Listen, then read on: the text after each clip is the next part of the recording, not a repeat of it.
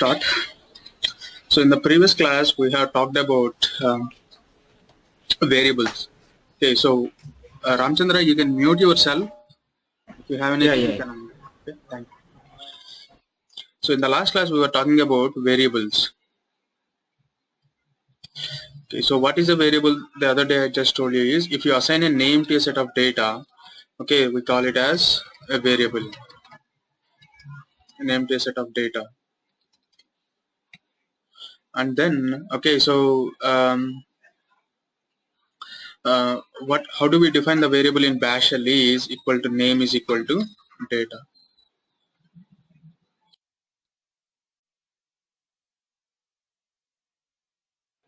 And then, okay, so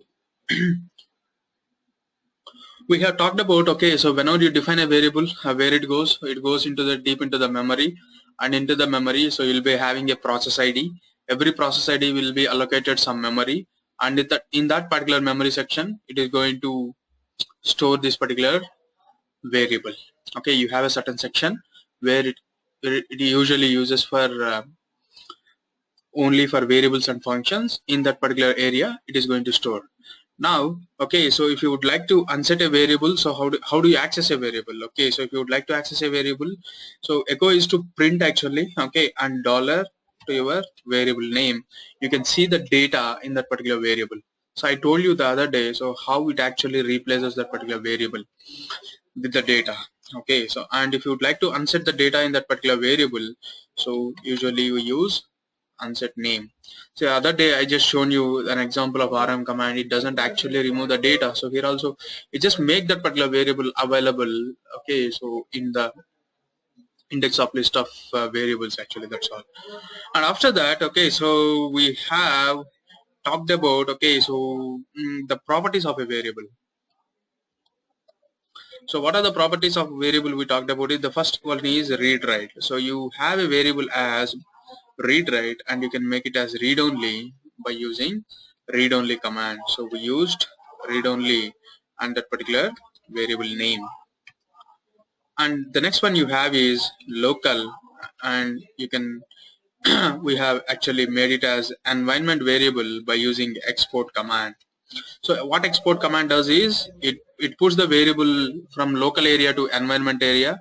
So once it puts the variable from local area to environment area, the child process getting created, the new child process which are there, which gets created, can access this particular variable. So means you're exporting to the new process IDs which are getting created as the present process ID as the parent process ID. And usually the export command, it actually the relation happens from parent to child, whereas if you would like to make it from child to parent, what you can do is you have a dot command and that particular script name. So if you use dot space script, it actually imports. Export command is going to export from parent to child, whereas if you would like to import from child to parent, so what we use dot command, or dot, or you can use source command also. Source script, both are same, absolutely same. There is no difference between them. Okay, so you can do either of the one and you can get it. Now in this today's class we are going to start about the another we are going to look into another property of a variable, so which is scalar. Another important point. Okay, so one which is scalar. What is the scalar? Let's see an example and then we'll talk about this. Okay, so I'm defining name is equal to, okay, so let's say I'm giving Rahu. Okay, so and if I are giving echo dollar name, you're getting the data. Whereas if you use name is equal to, let's say you're just putting as Ramu. So what happened? It simply overwrites. That we already know. Okay, because we talked about a property called as read write property. So any variable can be overwritten by default. The data in every variable can be overwritten by default. If you would like to make that particular variable to store multiple data, so what is happening here the data in this, at this particular point of time you are storing this value, and at this particular point of time you are storing this value. If you would like to store both the values in the same variable name, it is not possible. Okay, so that particular property is called as scalar. What is scalar? At any point of time you can access only one value. So at this point of time you're accessing this value, and at this point of time you're accessing this value, but you cannot access both the values because both are two different values. Okay, so now how can you store multiple values? If you would like to store multiple values in the same variable name, how do you do that? Okay, so how do we do that is nothing but by using a concept called as arrays. By using a concept called as arrays. What is an array?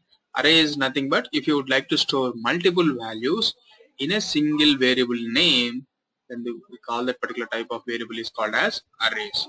Okay, so we usually, if you have a C language background, so in C language you have this particular concept which is arrays, which you are going to store multiple values in a single variable name. So here also we are going to do the same thing, right? Now usually, okay, so what we're doing in the previous situation is when we have a total memory. So let me write like this. So assume this is the total memory. So out of this particular total memory, so what I am doing is I am having a process ID. Out of this particular process ID, I have a certain area. Okay, I have a certain area for variables. Okay, so this particular variable is area is for variables. Out of this particular variables area, so you have two things actually. So one is local and anyhow another one is environment. That's fine. Now, so previously you are storing the variables so somewhere locally over here, right? And you are marking that particular variable as okay some xyz. So the variable name. Okay, so you are just going to mark that particular variable name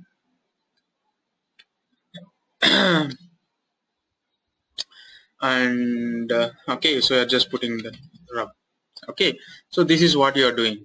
Now what we are going to do is in the same area, so this is the area I'm talking about. Okay, so in this particular area, okay, so this particular area, so how it is going to make it is,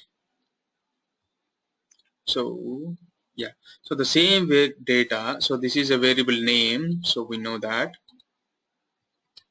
And here what I was doing is I was just writing in the previous scenario, I was writing Raghu. Now what happens is actually we're going to cut that particular variable into pieces now. So we just make it slices. The same variable area we're going to make it into slices. Okay, so on. Okay, so we are just going to variables into slices. Now how the slices can be differentiated with a thing called as index number. So the concept called as index number. What is the index number? So the index number of this one is 0 and the next one is 1 and the next one is 2 and so on. The index number is going to be n, 0 to n.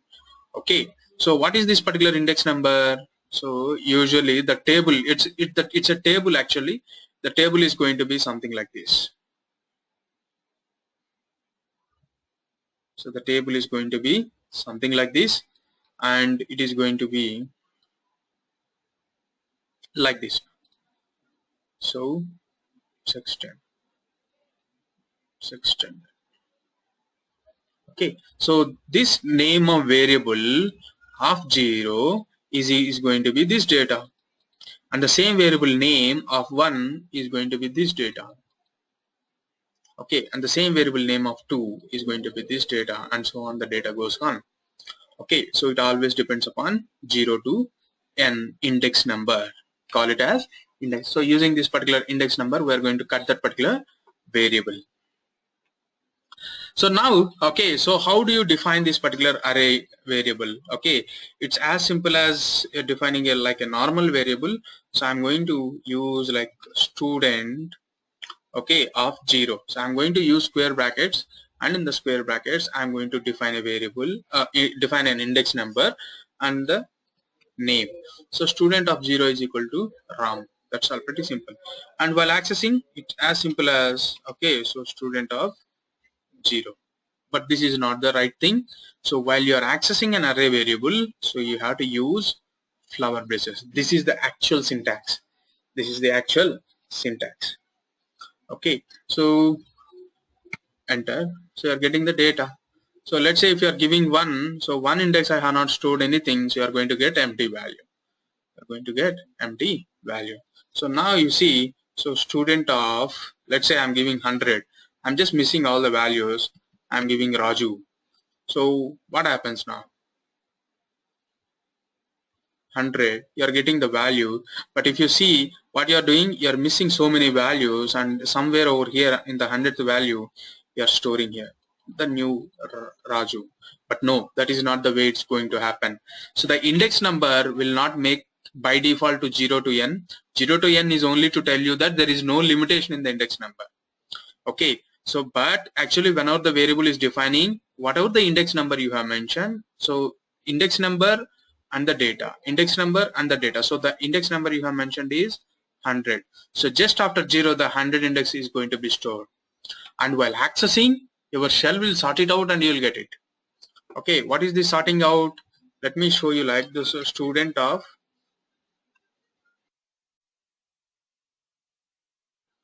so student of 1 is equal to Rahul, Rahul something. So now what happened is, okay, so it's not going to push the 100 variable to down, it actually, so it is going to put number 1 as this one and it is, but while accessing, okay, so your shell is going to sort it out based on the index number and you are going to get it. So how to get all the values? So you are using, okay, so index number, whereas if you would like to get all the values, you simply use star. So while star actually, while defining the order is Ramu, Raju and Rahul, but while accessing the order changes. The Ramu, Rahul and then Raju. Okay, so you don't require that much in depth in that particular variables. Okay, the only thing you need to understand is, okay, how do you define a variable, array variable, and how it actually happens. So it happens through an index number. Okay, so to get all the values, you can use star or you can use at the rate. Both is same. You can use star or you can use at the rate. Okay, you'll get all the values. Okay, now if you would like to get how many number of values are there, you simply put hash at the starting. Okay, with star or at the rate is going to give you 3 values. It's not giving as the 100 index is given. Okay, as 100 index is defined, it's not giving the values are 100. No, it's giving only simple 3 because you stored only 3 values. Okay, so this is about arrays actually. So let me write a small script for referencing purpose.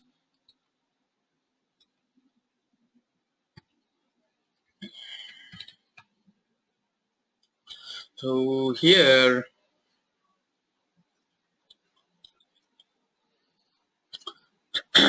so here I'm going to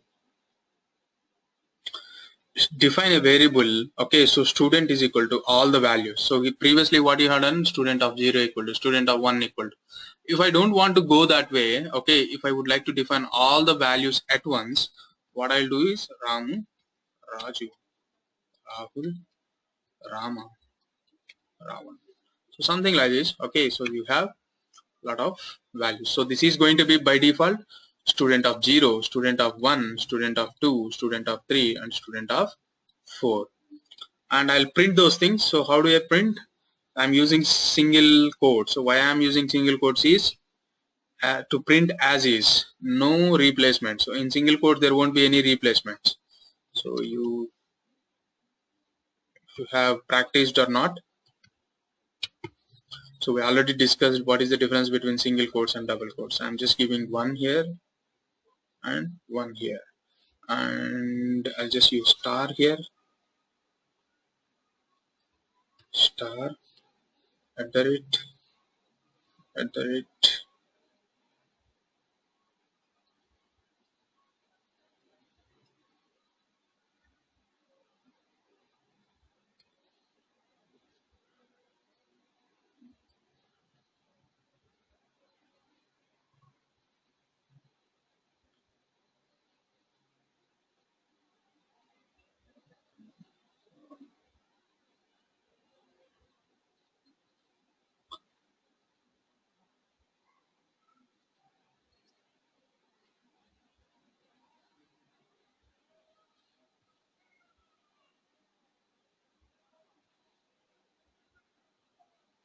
Yeah, so I'll just modify these things.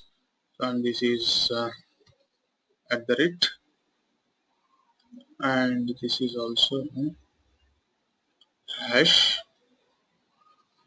at the rate. So, okay, so you're just accessing 1 and 0 and 1 index here. You're accessing all the index values here. You're just accessing number of index here.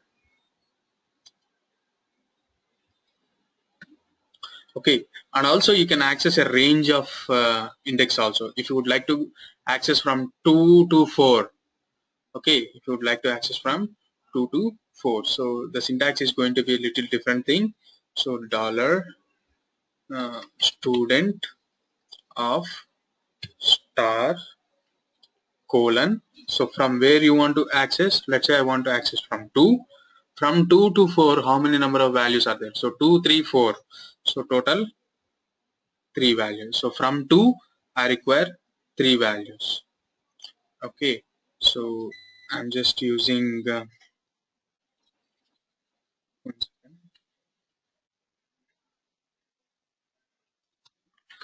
yeah, I'm just using equal to and student of, you can use star or at the rate, anything is fine. And here I'm using 2 colon 3. So I'm going to get the values from 2 to 4. 2 to 4 means 2, 3 and 4. Total 3 values. So here if I write, okay, so to get the range of values, then the syntax is dollar student of star colon x colon y. Okay, so it's a comment, so that's the reason I'm putting hash at the start. And so x stands for starting index from where you need the values, and whereas y stands for number of values from x index. Okay, so this is a little tricky part. Okay, it's not like a simple range you mentioned 2-4 or 2-3, not like that. Okay, it's a little tricky thing. So I'm just saving it, I'm running it. Okay, so script 7.sh need to provide executable permission.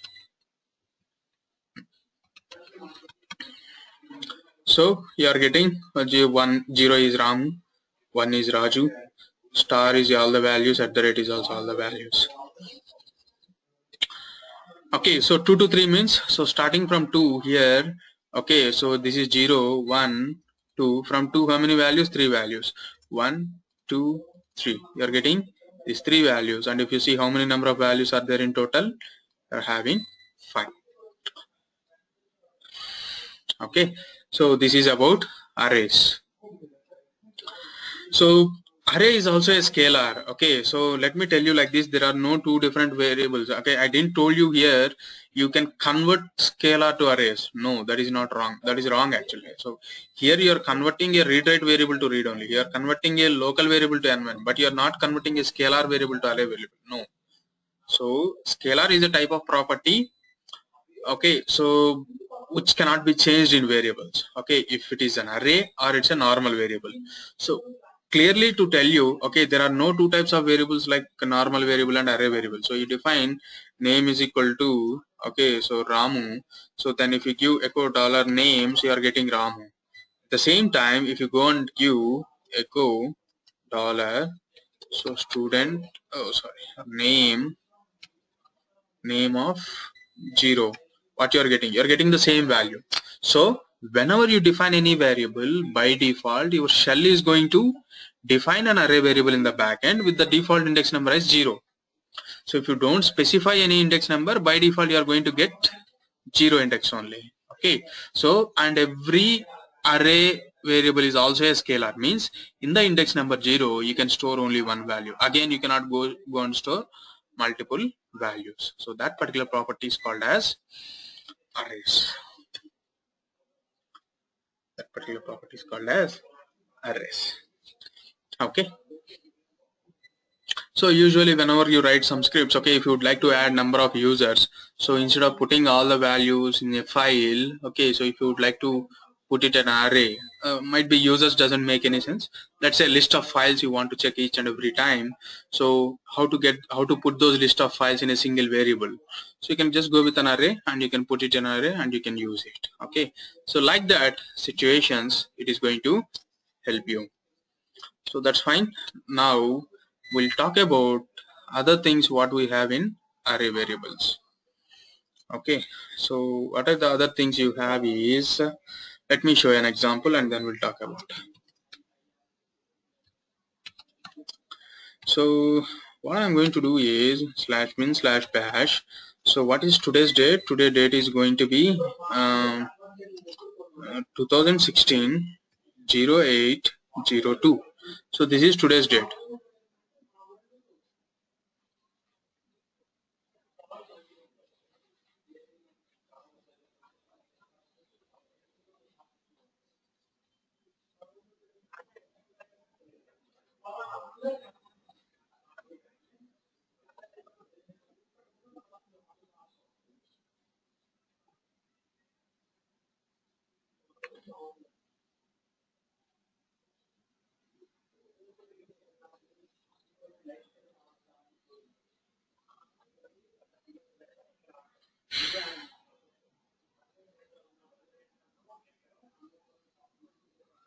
Hello, can you hear me?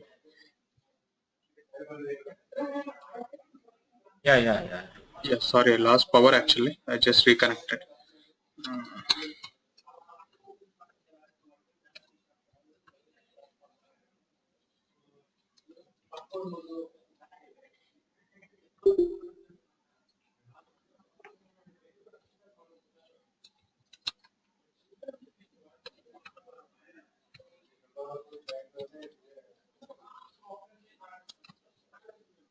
So I'm just putting the date as I have just written here. So 2016 0802. This is today's date. I'll just write a statement echo good morning and echo.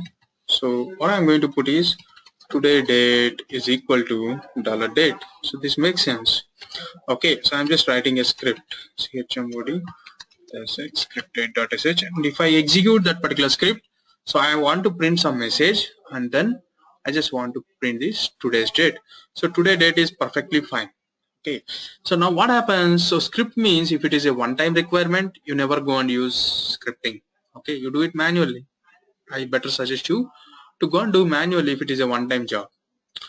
When we go with scripting is if you have a repetitive task, same task again and again, day by day, okay, so month by month, if you are doing the same kind of task, at least if it is some kind of repetitive task, then you go with scripting, then it is going to be helpful for you. So now here, okay, so I'm going to execute this particular script, so day by day, so means every day I'm going to get executed, or whenever the user wants, he'll execute the script, and whenever the user is executing, he'll be getting the same date. So tomorrow if I go and execute the same script, I'll get today's date. What is this? The script is completely wrong. My script is completely wrong, right? Okay, so if my script is dependent of this particular date, I'm getting a wrong date. Okay, so it's useless, and every day I cannot go and modify the script. That doesn't make any sense. Okay, the script may be used by multiple users, so all the users doesn't have writable permission on the script. Everyone cannot go and modify the scripts. Okay, so in that particular situation, so how do you usually handle this particular kind of data? Okay, so this data you are getting from a variable. Okay, if you would like to get the data into that particular variable, okay, dynamically, so what you have done in this particular script, you have done defining the data into this particular variable, okay, so manually, okay, in a static way, you have provided that data and it is static all the time. Okay, but if you would like to get this particular data dynamically, okay, so then it may be helpful for you. Yes, if I get the data, okay, somewhere dynamically, whenever I execute the script, I need to get the recent date. So how do I get the recent date? By using date command. How do you get it is by commands only. Okay, so we'll go and use this particular command, okay, to get the dynamic data into the variables. Okay, so the defining of variables till now we have seen is a static kind of way, and now we are going to define the variable in two different ways.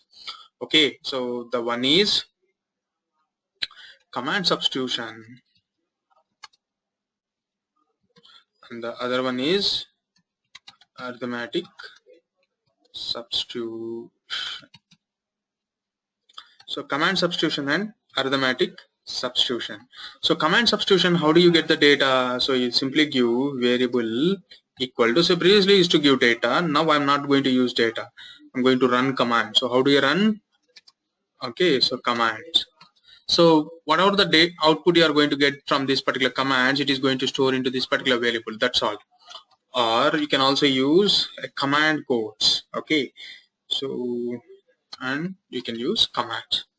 So by this way, okay, you can get the data from command and you can store it in a variable, and wherever you want you can use that particular one. Okay, so let's say, okay, a script needs to be run only by root user. How do you check?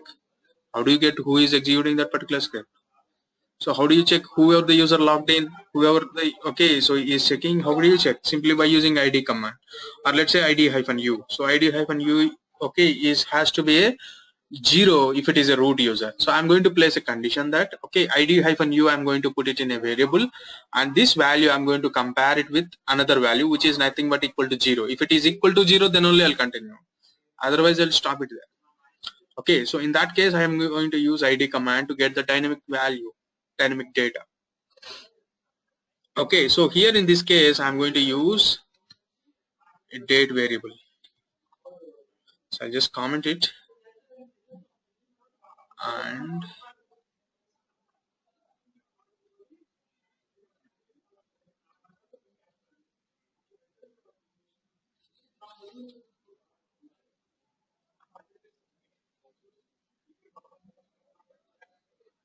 equal to, so date. Okay, so date command you, but with a particular syntax I'm going to use. Okay, so what is date %lf is going to give you is the format I have used, right? So I'm going to get this particular format, that's all. Okay, so dates place hyphen help, if you give you'll understand, but I'll just show you this directly.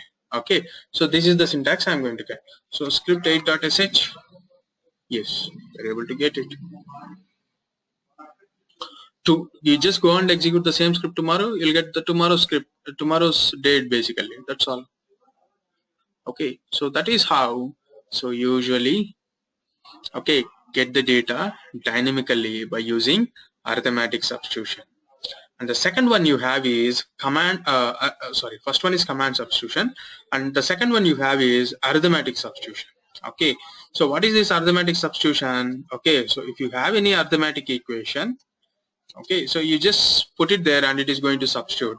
What is the arithmetic substitution can be? If you would like to add two numbers, so I'll just give 1 plus 2. So 1 plus 2 is going to be an arithmetic operation, and the output of this particular arithmetic operation will go and store it in add variable. Okay, so if you give add is equal to dollar 1 plus 2, so echo dollar add, what is 1 plus 2? 3 value is went to that particular variable. So you have other ways of doing, okay, so this particular arithmetic operations. So I have already given that particular PDF to you. Okay, you can just access the PDF and you will so this PDF has the other methods of doing the arithmetic operation. Okay, you can just give it a try, so that's fine. And let me write a small script. So my complete next topics demonstration is going to be on this particular concept. Okay, so which is arithmetic operation. So we take every topic and we'll see how can we improve this particular basic script. Okay, so what is the basic script I'm going to write? It is the arithmetic operation, like straightforward way.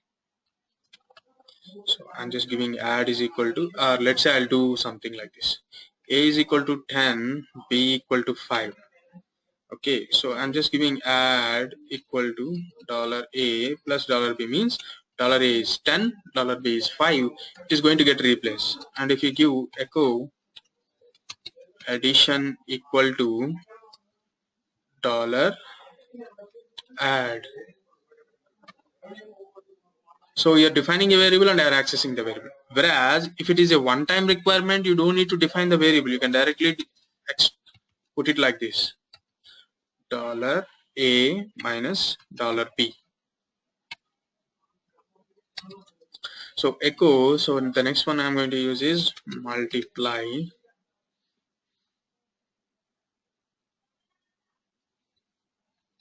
$A into $B.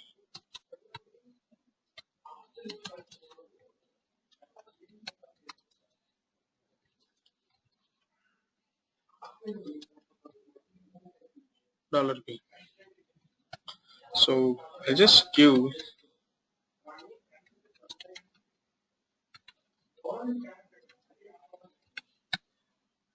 so you're getting the values.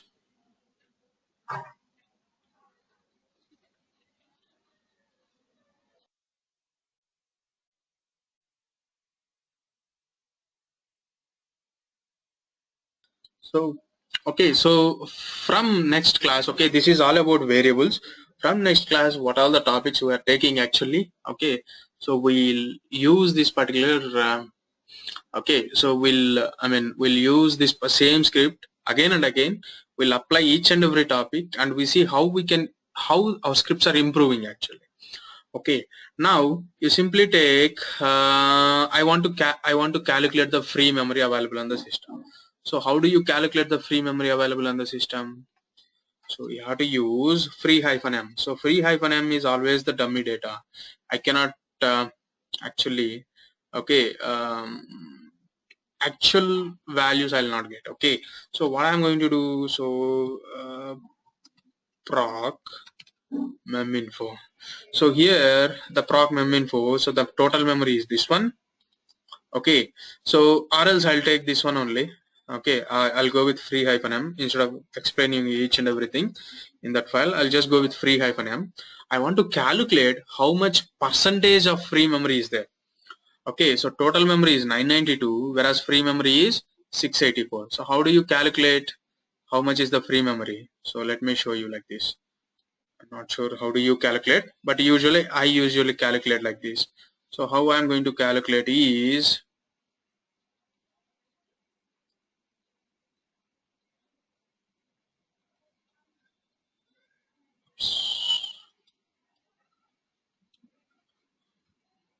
yeah.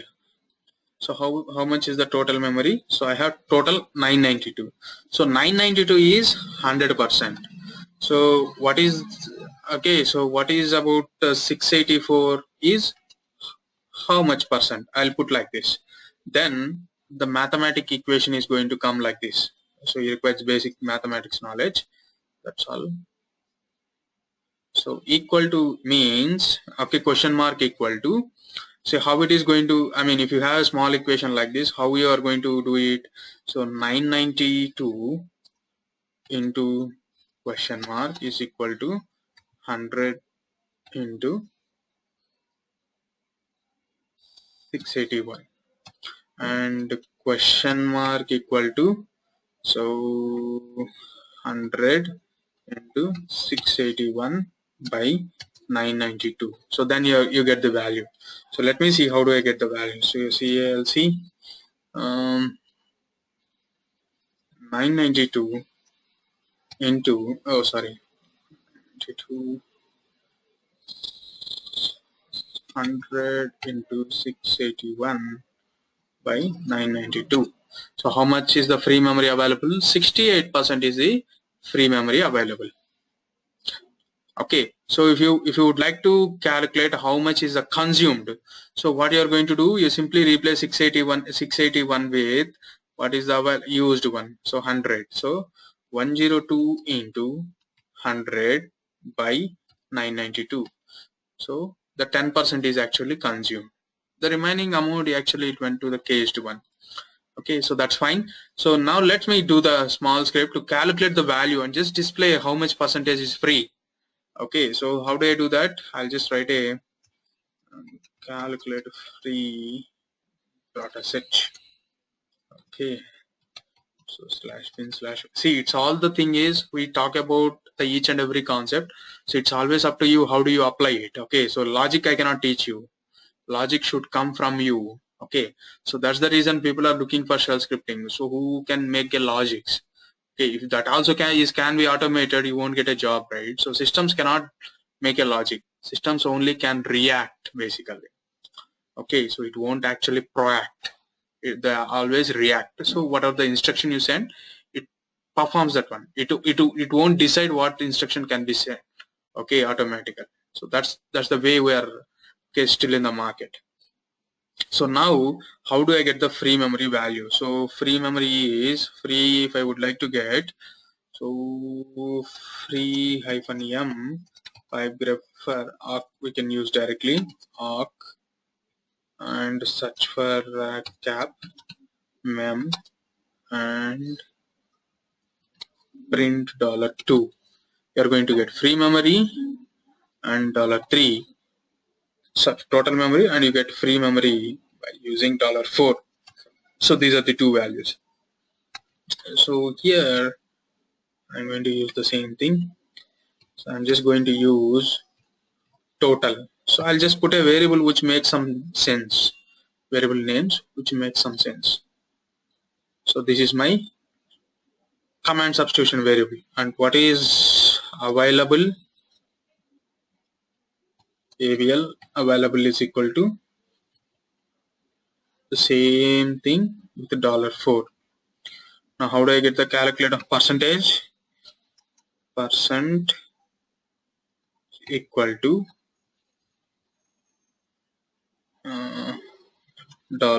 $ABL into 100. So firstly what I am doing, $ABL into 100. So I am doing some arithmetic operation, right? So out of this particular operation, okay, I don't want to make you confused. Okay, so that's the reason I'm using PER again. The variable is override property. Okay, so $PER by $total. So I'm doing two steps. I can do it in a single step. I just want to. Okay, so finally total memory, free memory percentage equal to $PER percentage. Okay, I'll just try and execute.